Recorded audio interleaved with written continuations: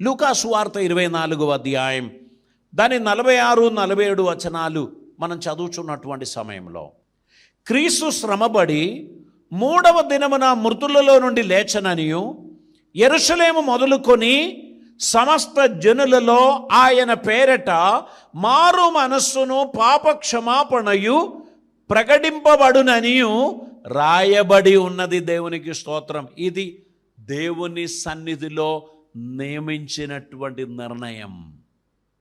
దీనిని భూరాజువులు తుడిచివేయడానికి వీల్లేదు. ఇంగర్సోల్ అనేటువంటి ఒక నాస్తికుడు తన భవనములో నిలబడి 100 సంవత్సరాలలో భూలోకము నుండి బైబిల్ తుడిచివేయబడును, బైబిల్ భూమిలో కనబడదు అని ఇంగర్సోల్ ప్రఖ్యాతిగాంచిన నాస్తికుడు ఏ ఇంటిలో నుండి ప్రకటన చేశాడో, ఆయన మరణించిన తర్వాత ఇంటర్నేషనల్ బైబిల్ సొసైటీ ఆ బిల్డింగ్ కొనుగోలు చేసి లక్షలాది బైబిల్ ప్రింట్ చేసే ఓ ప్రింటింగ్ కేంద్రంగా దాన్ని మార్చాడు. హల్లెలూయా.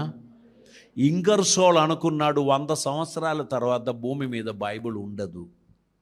ఇంగర్సోల్ ప్రకటించిన ఇల్లే బైబిల్ సొసైటీగా మారింది, ప్రింటింగ్ శాలగా మారింది, గోడౌన్గా మారింది. లక్షలాది బైబిల్స్ ప్రపంచ దేశములలోనికి వెళ్ళింది. గుర్తుపెట్టుకోండి, దేవుని సువార్తకు అడ్డుకోడ కడదామని ఎవరు ప్రయత్నించినా అది వ్యామోహం. చేయగలిగింది కొంతమంది క్రైస్తవులను చంపొచ్చు, కొన్ని మందిరాలు కూలగొట్టొచ్చు, కొన్ని నాశనాలు చేయవచ్చు. కానీ రాజాదిరాజుని హృదయము నుండి వచ్చిన ఈ ఆలోచనకు భంగం కలుగజేయగలిగిన సమర్థులు ఎవరు ఈ భూమి మీద పుట్టలేదు, పుట్టరు అనేటువంటి సత్యాన్ని మిత్రులందరూ అర్థం చేసుకుంటే మీరు ధన్యులు. ఎందుకన్నా దేవుడు అనాదిలో మానవుని కొరకు కన్న కలలు సర్వమానవాళి అపవాది చేతిలో నుండి రక్షింపబడాలని, పాపము నుండి విడిపింపబడాలని, దేవునికి ప్రియమైన బిడ్డలుగా మార్పు చెందాలని దేవుడు కల కన్నారు అని చెప్తున్నారు. ఎఫెసీయులకు రాసిన పత్రిక 1వ అధ్యాయం 4వ వచనం మనం చదివినట్లయితే, జగత్తుకు పునాది వేయబడక మునుపే దేవుడు మన అందరినీ క్రీస్తు యేసులో ఏర్పరచుకున్నాడు అని అక్కడ తెలియపరుస్తున్నారు. దేవునికి స్తోత్రం. కనుక భూమికి పునాది వేయబడక మునుపే దేవుడు మన అందరినీ యేసుక్రీస్తు ద్వారా తన బిడ్డలుగా చేర్చుకున్నారు. ఆ తర్వాతనే భూమి పుట్టింది, ఆ తర్వాతనే సస్య చరాచరములు కలిగింది, ఆ తర్వాతనే పక్షులు మృగములు అన్ని లోకములోనికి వచ్చింది.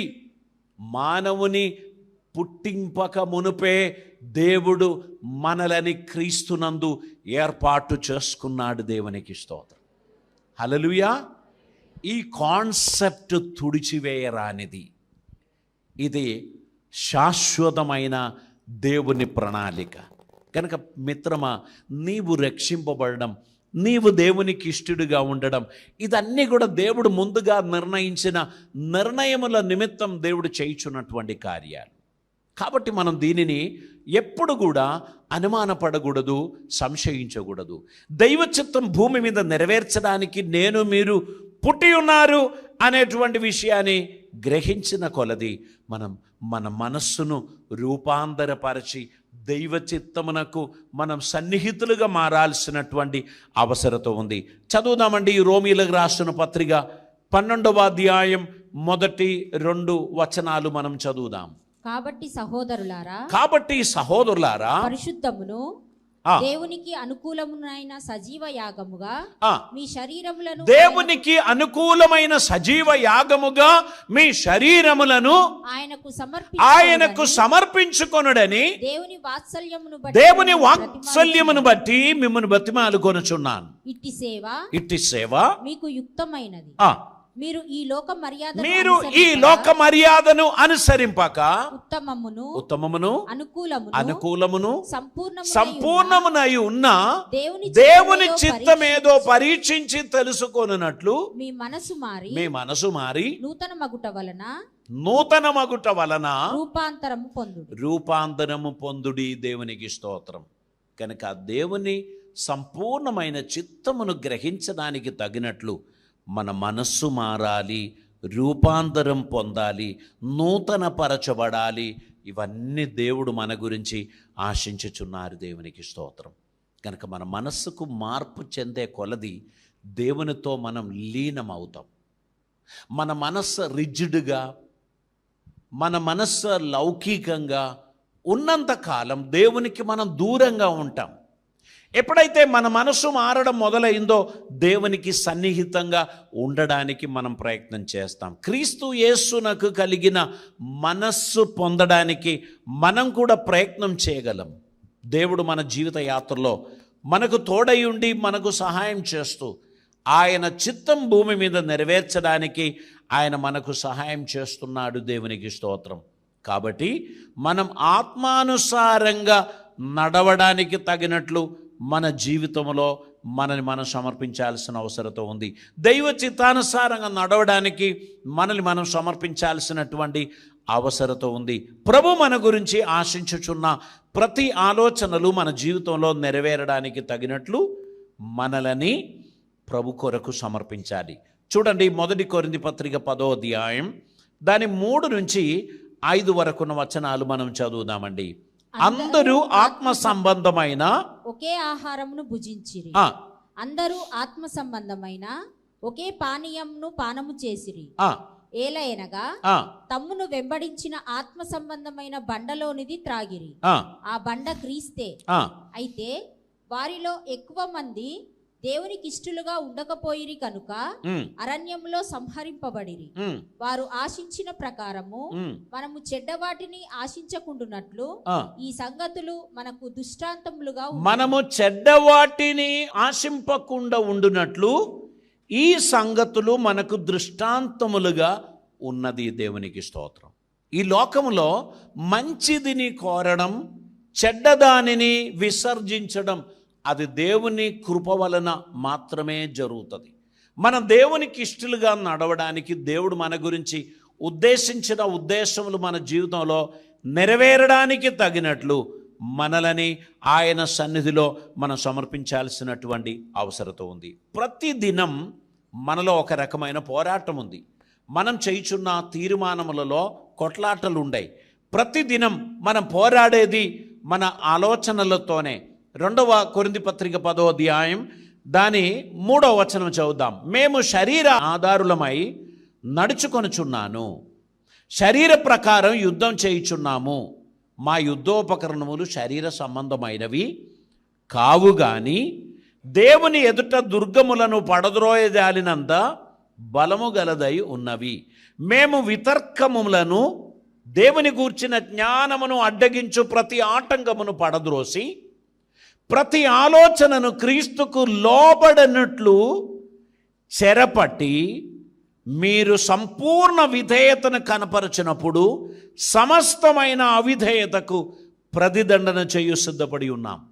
ఇక్కడ చూడండి, మన మనసులో అనేక రకాలైన పోరాటములు, వాదోపవాదములు, ఆలోచన సంఘర్షములు కలుగుచున్నప్పుడు మనం ఇక్కడ జయం పొందడానికి మన ఆలోచనలు దేవుని గూర్చిన జ్ఞానమును అడ్డగించు ప్రతి ఆటంకమును పడద్రోసి ప్రతి ఆలోచనను క్రీస్తుకు లోబడినట్లు చెరపట్టాలి. దేవునికి స్తోత్రం.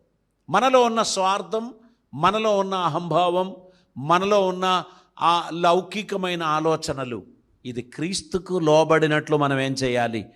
చెరపట్టాలి. మన అహం ఎప్పుడు కూడా తగ్గింపు ఇష్టపడదు. నువ్వెందుకు తలదించుకోవాలి? నువ్వు తల పైకెత్తి పెట్టుకో. నువ్వు ఎవరికి సారీ చెప్పొద్దు. సారీ చెప్తే పరువు పోతుంది. అస్సలు సారీ సచ్చినా చెప్పొద్దు అని మన అహం మనతో మాట్లాడుతూ ఉంటుంది. క్రీస్తుకు కలిగిన మనసు ఏంటంటే పోనీలే, పర్వాలేదులే అనేటువంటి ఆలోచనలు.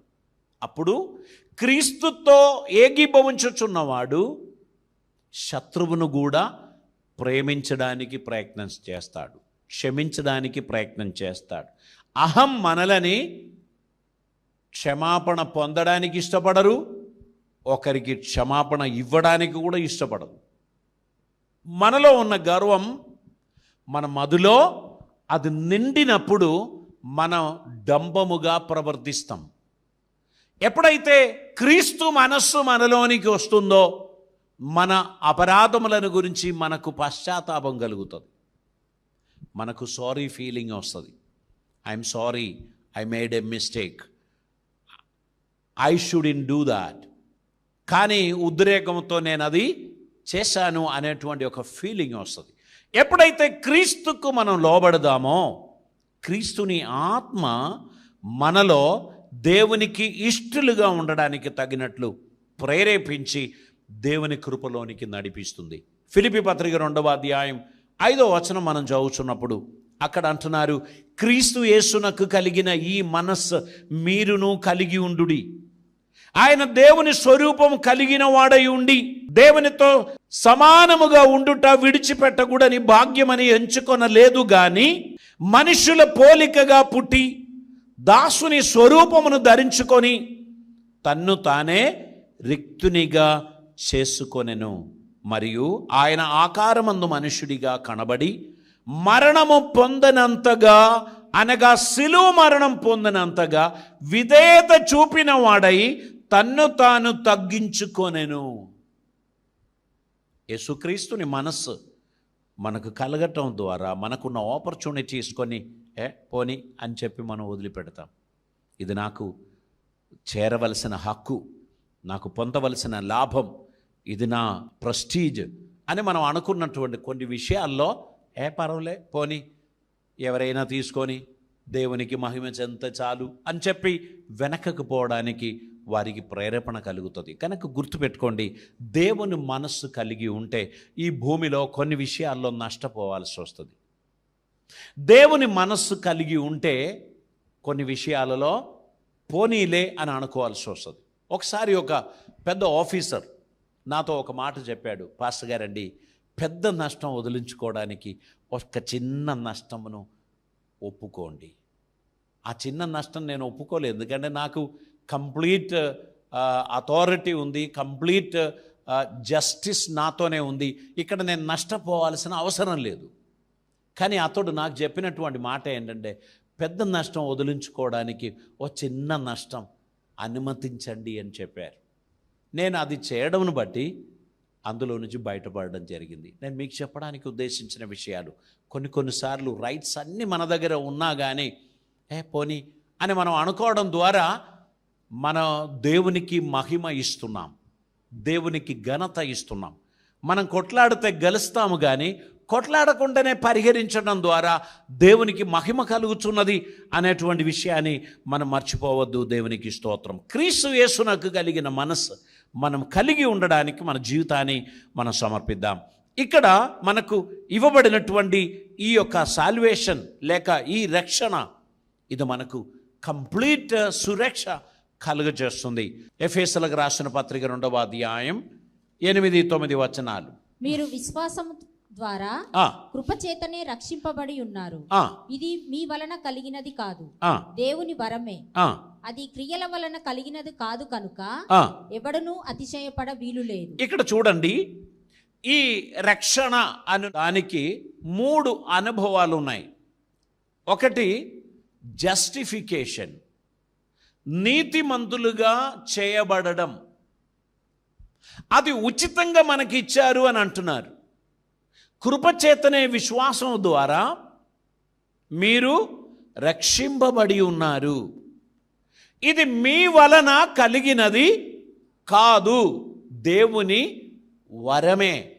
ఎవరు అతిశయపడడానికి వీల్లేదు, ఎందుకనగా ఇది మన ద్వారా సంభవించినది కానే కాదు. ఇక్కడ దేవుడు పాపాత్ములైన మనలందరినీ నీతిమంతులు అని పిలవడానికి ధర ఎవరు చెల్లించారు తెలుసా? ప్రభు చెల్లించాడు.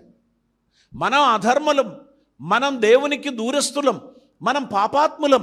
కానీ మన అందరినీ దేవుని బిడ్డలుగా చేయడానికి, దేవునికి ప్రియమైన వారిగా చేయడానికి, నీతిమంతులుగా చేయడానికి, నీతిమంతుడైన ప్రభువుని అనీతిమంతులైన మన అందరి పాపభారమును ఆయన మీద మోపి ఆయనకు చెందిన నీతి వస్త్రము తీసి మనకు ధరింప చేశాడు. మీకు ఎంతమందికి ఇది అర్థమవుతుంది అని నాకు తెలియదు. అనీతిమంతులమైన మన అందరి పాపములను దేవుడు మనలో నుండి తీసివేసి ఆయన మీద మోపి ఆయన ధరించిన నీతి వస్త్రము మనకు ధరింపచేశాడు. ఇప్పుడు మన అందరినీ క్రీస్తు యేసునందు దేవుని వారసులం అని పిలుస్తున్నారు. దీనికి మనం ఎవరం కూడా ధర చెల్లించలేదు.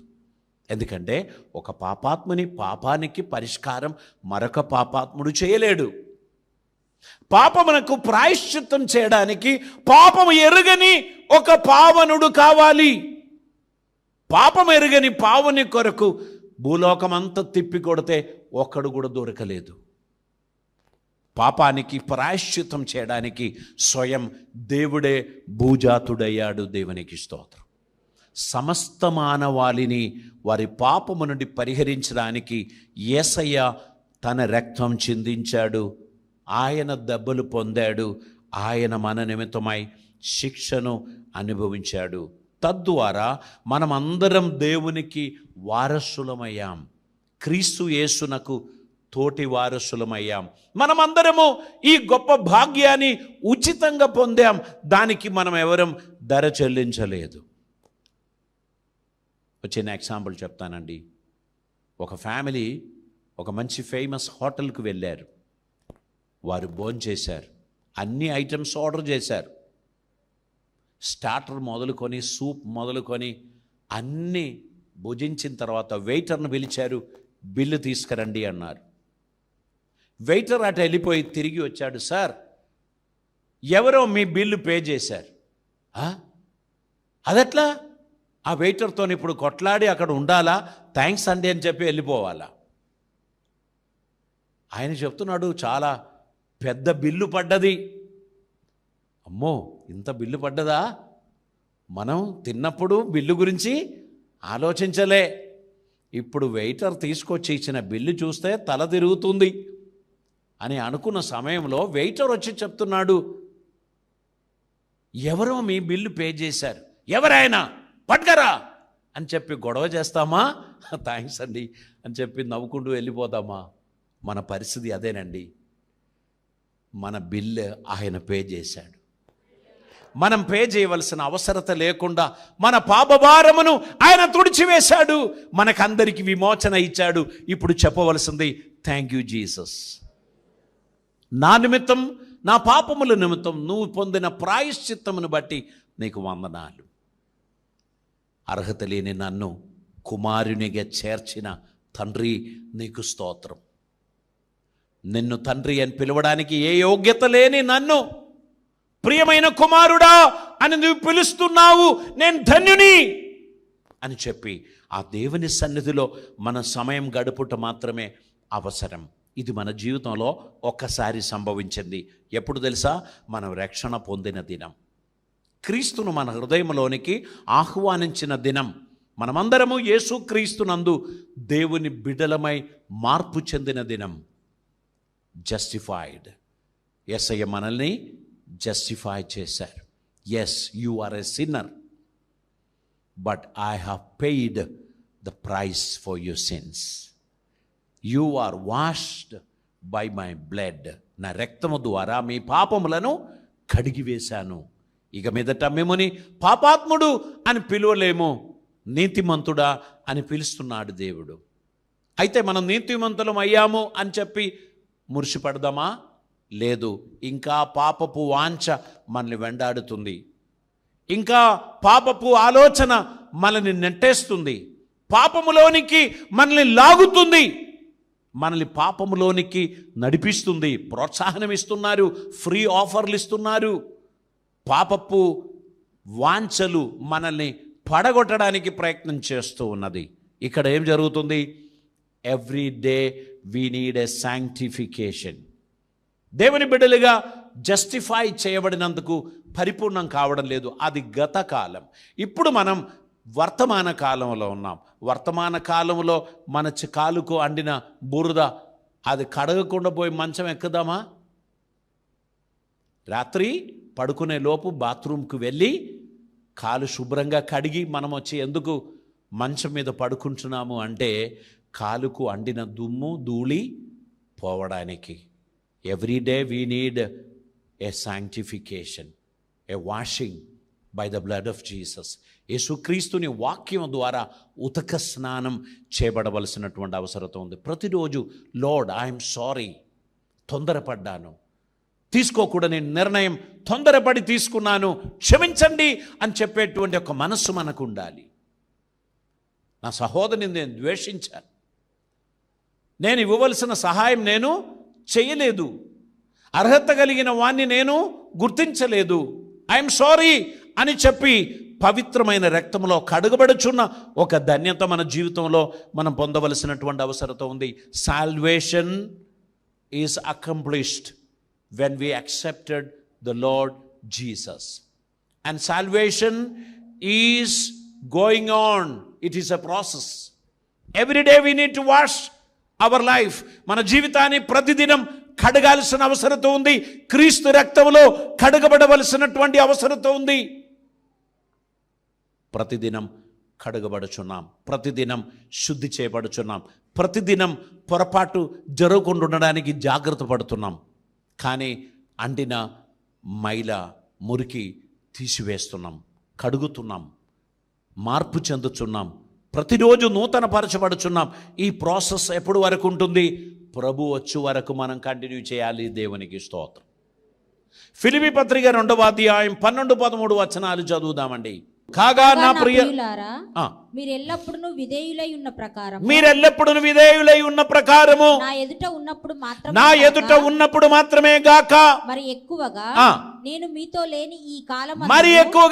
మీతో లేని ఈ కాలమందును భయముతోను వణకుతోను మీ సొంత రక్షణను కొనసాగించుడి. దేవునికి స్తోత్రం. రక్షణను కొనసాగించాలి. కొంతమంది బోధిస్తూ చెప్తారు, we're saved but the blood of Jesus. Now we're saved and all our sins have been forgiven. మన పాపములన్నీ క్షమింపబడి ఉన్నది. ఇక మీదట మనకు పాపము లేదు. వారు ఏం చెప్తున్నారు తెలుసా? నా శరీరం తప్పు చేసింది, శరీరం సమాధికి పోతుంది కదా, నా ఆత్మలో ఏం తప్పు లేదు. అది చాలా పెద్ద దురుపదేశం. నీ శరీరముతో తప్పు చేయకుండా ఉండడానికే రక్షణ అను శిరస్త్రాణమును ధరించుకొని దేవుని అడుగు జాడలో నువ్వు నడవాలి, దైవ చిత్తం నెరవేర్చాలి, నీ రక్షణను నువ్వు కొనసాగించాల్సిన అవసరత ఉంది అని బైబిల్ తెలియపరుస్తున్నారు. So everyday you need to walk with the Lord, everyday you need a washing, everyday you need to follow his footsteps. ఇది అయిపోయింది అని నమ్ముచున్నారు కొందరు. అది నిజమైనది కాదు. నీ రక్షణను కొనసాగింపనీయుడి అని అంటున్నారు. దేవునికి స్తోత్రం. మనం దీన్ని కొనసాగించాలి. ఇంకా మనం ముందుకు చదివినట్లయితే, ఎందుకనగా మీరు ఇచ్చయించుటకును కార్యసిద్ధి కలుగ చేసుకొనుటకును మన దయా సంకల్పం నెరవేరుటకై మీలో కార్యసిద్ధి కలుగజేయువాడు దేవుడే. దేవునికి స్తోత్రం. కనుక we need to be depended. మనం దేవునిలో డిపెండ్ అయి ఉండాల్సిన అవసరం ఉంది. మనలో కార్యసిద్ధి కలుగజేయువాడు దేవుడు గనక ఆయన మీద మనం డిపెండ్ అయి ప్రతిదినం విశ్వాస జీవితాన్ని కొనసాగించాల్సినటువంటి అవసరత ఉంది. దేవునికి స్తోత్రం. బైబిల్ చెప్తున్నారు, అందరూ పాపం చేసి దేవుడు అనుగ్రహించు మహిమను పొందలేకపోతున్నారు. గనక మనకు దేవుని సహాయం అవసరం, దేవుని కృప అవసరం. గలతీ పత్రిక 4వ అధ్యాయం 6వ వచనం చదువుదాం. మరియు మీరు కుమారులై ఉన్నందున నాయనా తండ్రి అని మొరపెట్టు తన కుమారుని ఆత్మను దేవుడు మన హృదయములోనికి పంపెను. కాబట్టి నీవిక దాసుడవు కావు, కుమారుడవే. కుమారుడవైతే దేవుని ద్వారా వారసుడవు. దేవునికి స్తోత్రం. దేవుడు మనకిచ్చిన ఈ దత్తపుత్రత్వపు ఆత్మను మనం పొంది ఉన్న కారణమును బట్టి దేవునిలో మనం లీనమైపోవాలి. దేవుని మనస్సు మనలో ఉండాలి. దేవునికి ఇష్టలుగా మన ముందుకు నడవాలి. మనలో నుంచి ప్రొడ్యూస్ చేయబడవలసినటువంటిది ఆత్మఫలమే. దేవునికి స్తోత్రం. ప్రార్థన చేద్దాం. పరిశుద్ధుడైన తండ్రి, కృపామయుడైన దేవా, నీకు వందనాలు. అద్భుతమైన నీ సన్నిధి కొరకై స్తోత్రం. నీ బిడ్డలను మీరు దర్శించినందుకు స్తోత్రం. మీ పరిశుద్ధాత్మ మాతో మాట్లాడినందుకు స్తోత్రం. మా కొరకు మీరు ధర చెల్లించారు. నీ ప్రియకుమారుని ప్రాణత్యాగము ద్వారా మాకు ఇచ్చిన ఉచితమైన రక్షణ భాగ్యం కొరకు వందనాలు. దీనిని కొనసాగించడానికి ప్రతిదినం వాక్యం చేత ఉతక స్నానం చేస్తూ ముందుకు వెళ్ళడానికి సహాయం చేయండి. ఒక ఉత్తమమైన తీర్మానం మా జీవితంలో దయచేయమని, ప్రతి ఒక్కరిని ఆశీర్వదించమని ప్రభువా, రేపటి దినములలో నీ చిత్తం నెరవేర్చు బిడ్డలుగా మీ సన్నిధిలో ముందుకు నడవడానికి తగిన కృప మీరు మాకు దయచేయమని ప్రార్థిస్తున్నాం. కృపలతో నింపమని, అద్భుతములు జరిగించమని, ఈ ప్రియ బిడ్డలందరినీ ఆశీర్వదించి నీ నామ మహిమ కొరకు నడిపించమని, నీవే మహిమ పొందుమని యేసు పవిత్ర నామమున అడిగి ప్రార్థిస్తూ ఉంటున్నాం పరమ తండ్రి. ఆమేన్.